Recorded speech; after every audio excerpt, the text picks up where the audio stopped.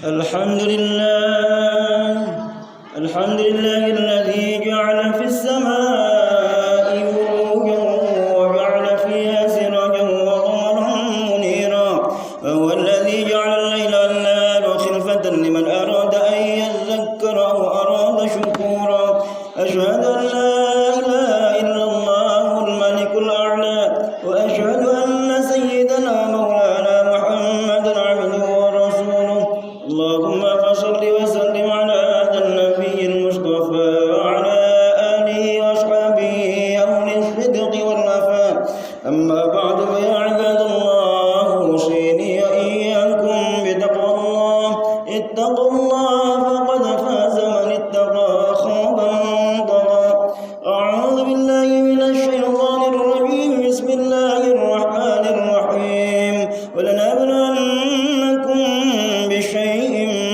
من الخوف والجوع ونقص من الأموال والأنفس والثمرات وبشر الصابرين وقال صلى الله عليه وسلم الراحمون يرحمهم الرحمن ارحموا من في الأرض يرحمكم من في السماء وكما قال صدق الله العظيم وصدق رسوله الحبيب الكريم ذلك الشاهدين الشاكرين والحمد لله رب العالمين. Alhamdulillah, puji syukur kita senantiasa persembahkan kepada Allah Subhanahu wa taala, Allah yang telah menciptakan kita semua. Allah tanggung jawab sepenuhnya dengan ciptaannya. Miliaran tahun sebelum Allah menciptakan kita manusia, Allah telah menciptakan alam semesta jagat raya seisinya ini untuk mendukung menopang kebutuhan kita. Salawat salam Rasulullah Muhammad sallallahu alaihi wasallam yang Allah sengaja hadirkan di tengah kita untuk menjadi suri teladan terbaik sepanjang zaman dalam segala segi kehidupan. InsyaAllah dengan cara kita istiqamah mempelajari sunnah-sunnah beliau dan mengamalkannya dalam keseharian, Allah anugerahkan kepada kita semua syafaat al-uzma di akhirat kelak. Amin ya Allah Rabbal Alamin. Hadirin rahimakumullah, mengawali setiap khutbah khatib senantiasa berwasiat kepada khatib Badi dan seluruh yang hadir di Masjid Puri Bali Sawangan ini untuk senantiasa meningkatkan iman dan takwa kita kepada Allah Subhanahu wa taala. Wa tazawwadu fa inna khairaz zadi taqwa. Berbekallah kalian, sungguhnya bekal terbaik adalah takwa. Insyaallah kalau takwa adalah diri kita, Allah anugerahkan kepada kita solusi dari setiap kebuntuan permasalahan hidup kita. Bahkan Allah berikan kepada kita rizki yang tak terduga arahnya. InsyaAllah sukses dunianya, selamat akhiratnya. Amin ya Allah Rabbal Alamin. Bismillahirrahmanirrahim. Negeri kita tercinta Indonesia ini rasanya tak henti dirundung bencana. Dari mulai awal tahun 2020 dulu sampai dengan hari ini, Masya Allah luar biasa masyarakat Indonesia khususnya dunia pada umumnya. Hampir 1 tahun lengkap kita berada dalam kungkungan corona. Luar biasa korbannya, sudah luar biasa banyaknya. Untuk Indonesia lebih dari 1 juta orang sudah terkena sakit penyakit corona ini. Bahkan sebagian meninggal dunia. Lebih dari 20 bahkan 20 ribu orang meninggal dunia lebih. Yang luar biasa adalah 1% dari yang meninggal dunia, lebih dari 250 orang adalah alim ulama se-Indonesia.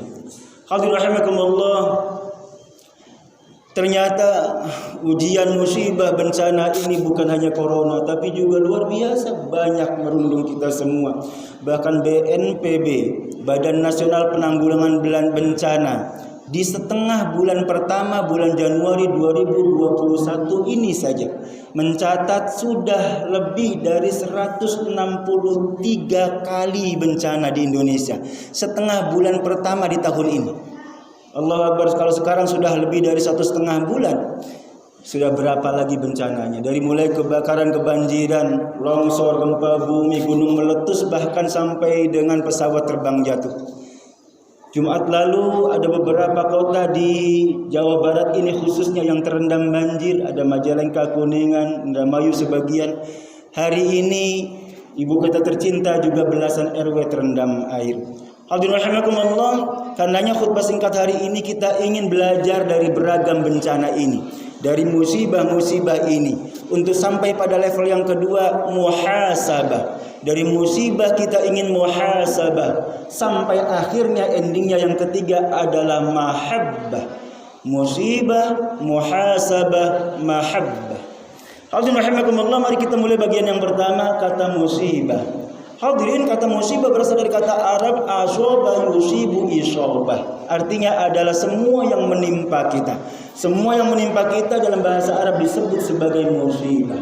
Hadirin, ternyata kata ini berbeda persepsi dengan kita, banyakkan manusia. Umat manusia menganggap bahwa yang namanya musibah itu yang jelek-jelek saja, yang negatif, yang buruk-buruk saja. Kita menganggap yang musibah itu hanya yang negatif dalam perspektif manusia. Padahal menurut perspektif agama, dalam kacamata agama, semua yang menimpa kita, baik atau buruk, itu semuanya adalah musibah. Hadirin rahimakumullah, surah Al-Fajr surah ke-89 ayat 15-16 mengingatkan kepada kita. فَأَمَّا الْإِنسَانُ إِذَا مَا ابْتَلَاهُ رَبُّهُ فَأَكْرَمَهُ وَنَعَّمَهُ فَيَقُولُ رَبِّي أَكْرَمَنِ. Banyak orang menganggap ketika Allah limpahkan kepadanya rizki, bertambah-tambah rizkinya, naik pangkat derajat kedudukannya, Rabbi akraman. Dia menyangka itu pertanda bahwa Tuhan ridho, pertanda bahwa Tuhan sayang kepadanya. Sebaliknya, wa amma idza mabtalahu faqadara alaihi rizqahu fayaqulu rabbi ahani. Sebaliknya, ketika dia ditimpa dengan musibah yang negatif dalam pandangan manusia, berkurangnya rezeki, bersebarannya segala macam penyakit, kemudian manusia banyak beranggapan Tuhanku menghinakanku, merendahkanku. Oh, berarti Tuhan tidak sayang kepadaku. Dia menyatakan, dia beranggapan bahwa kalau kita sukses itu pertanda sayang Tuhan. Sebaliknya, kalau kita gagal, bangkrut, sakit, itu pertanda Tuhan tidak sayang. Hadirin, ini keliru. 15 abad yang lalu sudah Allah luruskan. Jangan sampai ada persepsi yang seperti ini. Orang sukses belum tentu menunjukkan bahwa Tuhan sayang kepadanya. Bisa jadi justru Allah ingin melepaskan dia biar kemudian azabnya di neraka dahsyatnya luar biasa. Sebaliknya, kalau ada orang gagal bukan berarti Allah tidak sayang kepadanya. Bisa jadi itu adalah ujian untuknya agar kemudian Allah mengangkat derajatnya dunia maupun akhiratnya. Hadirin rahimakumullah, maka semua yang menimpa kita dalam bahasa agama semuanya adalah musibah. Faktanya, hati-hati betapa banyak kita saksikan dalam kehidupan kita. Banyak orang yang mampu sukses menghadapi musibah, kesulitan, kemiskinan. Tapi betapa banyak orang yang gagal justru ketika ditimpa musibah, kesuksesan, kekayaan. Ini bagian yang pertama, kata musibah. Yang kedua, hendaknya musibah ini membangkitkan kita, mengajak kita untuk muhasabah. Muhasabah dari kata hasabah, yuhasibu hasabatan, fa'ala yufa'ilu mufa'alatan, artinya adalah mengukur diri, bercermin, menghitung-hitung diri. Hasibu anfusakum qabla an tuhasabu. Berhitunglah kalian sebelum nanti akan dihisab, diperhitungkan Allah Subhanahu wa taala. Muhasabah artinya adalah kita mengukur diri. Kira-kira kenapa Allah menimpakan musibah kepada kita yang buruk-buruk ini? Hadirin rahimakumullah, sekurang-kurangnya kita melihatnya dari dua sudut pandang. Yang pertama adalah sudut pandang ketuhanan, yang kedua adalah sudut pandang kemanusiaan. Kalau musibah yang buruk di mata manusia itu kita lihat dalam perspektif ketuhanan, sesungguhnya tidak selalu berarti buruk. Hadirin rahimakumullah, Nabi sallallahu alaihi wasallam dalam sebuah hadis menyampaikan, "Ma yusibul muslima min nasabin wala wasabin wala hammin wala husnin wala adza." Kata Nabi, tidak ada yang menimpa orang Islam, baik itu cuma sekedar kelelahan, kecapean, kesulitan hidup, kesedihan, kepedihan, tertutupnya rezeki dan segala macamnya itu. Hatta asyaukah yushakuhu. Kata Nabi, sampai dengan hanya satu duri yang menancap di kakinya. Apa kata Nabi? Illa kafarallahu bihi min khotoyahu. Kecuali dengan musibah itu Allah ingin mengurangi sedikit demi sedikit kesalahan dan dosa-dosa. Hadirin rahimakumullah, ternyata musibah dalam perspektif Tuhan, dalam perspektif Allah tidak selalu menunjukkan tidak sayang kepada kita, tidak. Itu justru bisa jadi menjadi pertanda sayangnya Allah Subhanahu wa taala kepada kita agar dosa-dosa kita berkurang sedikit demi sedikit. Jadi kalau hari ini ada di antara kita yang terkena musibah corona sekalipun yang berat misalnya, bersabar hendaknya. Sebab dengan cara itu Allah mengurangi dosa-dosa kita. Ini musibah kalau kita lihat muhasabahnya dalam perspektif ketuhanan. Yang kedua adalah perspektifnya kemanusiaan. Kalau musibah ini kita lihat dalam perspektif kemanusiaan, maka hendaknya musibah ini juga membuat kita bercermin diri. Apa yang sudah kita lakukan sehingga kemudian musibah yang menimpa kita, keburukan yang menimpa kita terus-menerus ini terjadi. Hadirin rahimakumullah, Allah dalam surah yang lain, surah Asy-Syura, ayatnya ayat 30, Allah menyatakan, a'udzubillahi minasyaitonir rajim, bismillahirrahmanirrahim. Asy-Syura ayat 30, wa ma asabakum min musibatin. Allah khatib sengaja kutip sebagai pembuka siang hari ini, wa ma asabakum min musibatin fa bima kasabat aydikum.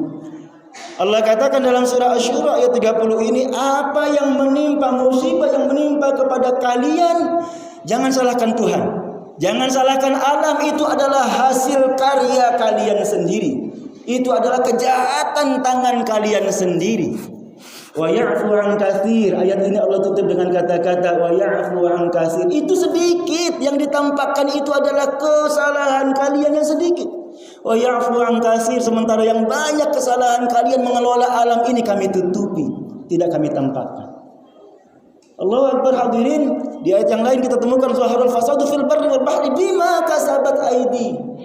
Betapa banyak kita lihat kerusakan di permukaan bumi dan di lautan, bima kasabat, sebab ulah tangan kita manusianya sendiri. Hadirin, memang betul ada musibah yang tidak kita bisa elakkan karena di luar kekuasaan kita, di luar kendali kita.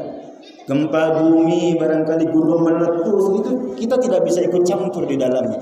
Tapi kalau gunung emas, tempat yang tinggi di Bogor sana banjir, it must be something wrong. Itu pasti ada ulah salah tangan manusianya.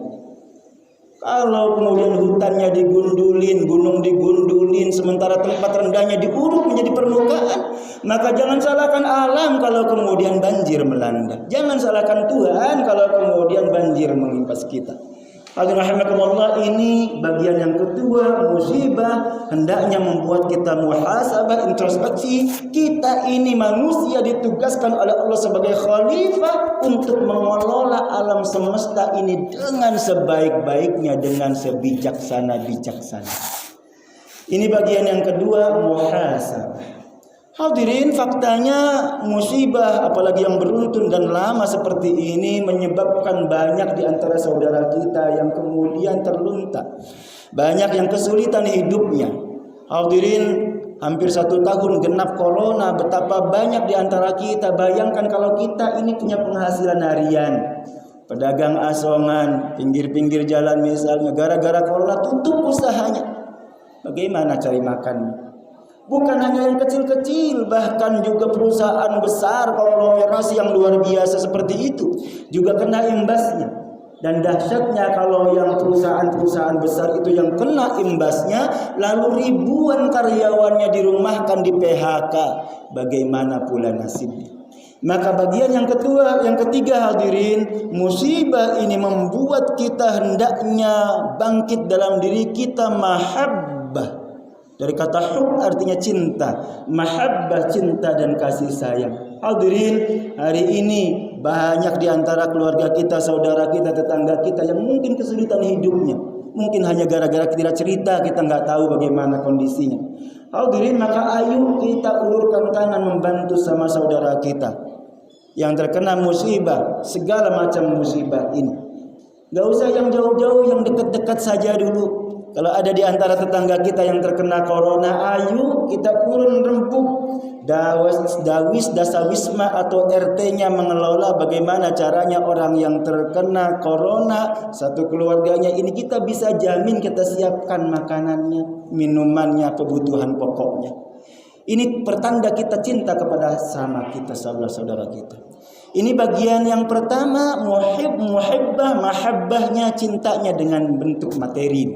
Tapi hadirin, sesungguhnya mahabbah tidak harus kita tampakkan dalam wujud material. Bisa jadi kita menunjukkan mahabbah, cinta kasih kita menolong sama saudara kita dengan immateri yang tidak bersifat materi. Apa itu? Ketika kita menerapkan 3 protokol COVID-nya, menjaga jarak, mencuci tangan, menggunakan masker, sesungguhnya itu adalah wujud nyata kita cinta kepada sama saudara kita, sambil lalu kita menyelamatkan diri kita sendiri.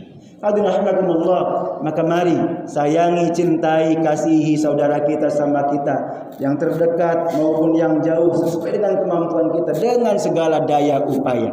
Nabi SAW sebagai penutup khutbah ini berpesan kepada kita 15 abad yang lalu, ar-rahimuna yarhamuhumur rahman, yang berkasih sayang akan disayang oleh yang maha penyayang, Allah yang maha penyayang.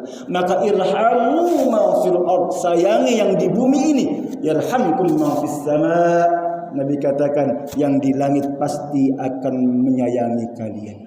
Barakallahu li wa lakum fil Qur'an azim. Wa nafa'ani wa iyyakum bima fihi min al-ayati wa dhikril hakim. Wa taqabbala minni wa minkum tilawatahu innahu was-sami'ul 'alim. Qulu qawli hadha fastaghfiruhu innahu huwal ghafurur rahim.